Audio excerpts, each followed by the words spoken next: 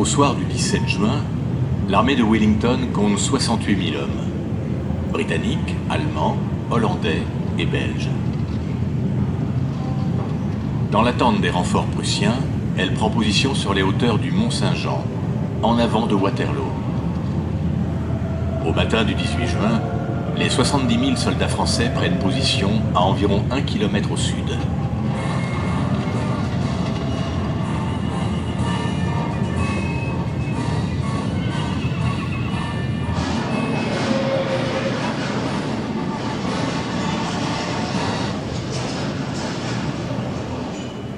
Vers 11h30, Napoléon ordonne d'attaquer la ferme de Hougoumont pour fixer l'attention de Wellington sur sa droite, pendant qu'il attaquera sa gauche. Mais les assauts français sont repoussés.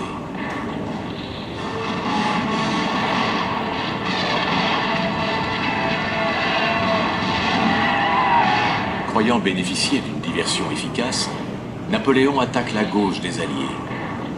Vers 13h30, 80 canons ouvrent le feu contre la ligne britannique qui se protège derrière les dénivellations du terrain.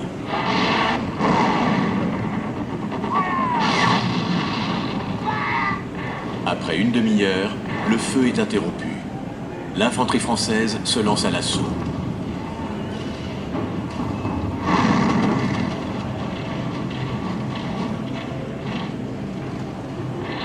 Mais Wellington fait alors charger une partie de sa cavalerie contre les fantassins français qui sont repoussés.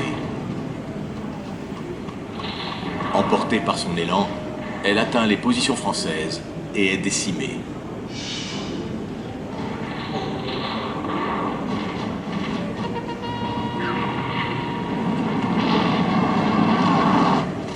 Vers 16h, l'armée prussienne que Napoléon croyait en déroute fait son apparition sur le champ de bataille. L'armée française est menacée sur son flanc droit. Napoléon espère contenir les Prussiens pendant qu'il livre une bataille victorieuse à Wellington. Il envoie ses réserves en avant de Plancenoit, avec pour mission d'arrêter les Prussiens, pendant que Ney lance la cavalerie française à l'assaut des Britanniques.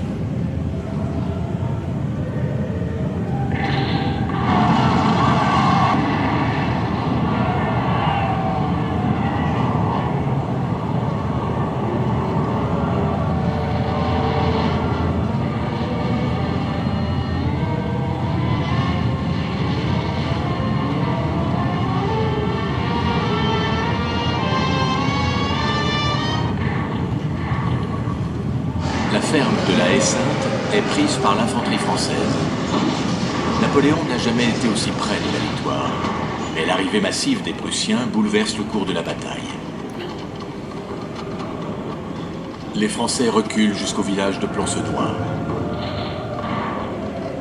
Vers 18h, la cavalerie française abandonne ses attaques. Dans un ultime pari, Napoléon décide d'engager la vieille garde afin de briser la ligne de défense britannique. Elle donne l'assaut, mais elle est décimée par un violent tir de mitraille.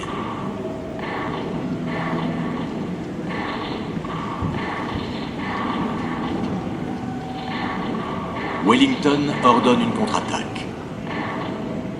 Accablés par le nombre, les fantassins de la garde reculent, provoquant le repli de toute l'armée française. Napoléon ordonne la retraite, qui s'effectue dans la plus grande confusion. La défaite française se solde par la perte de 7 000 morts, 18 000 blessés et 8 000 prisonniers. De leur côté, les Alliés déplorent la mort de 5 000 hommes, auxquels s'ajoutent 17 000 blessés.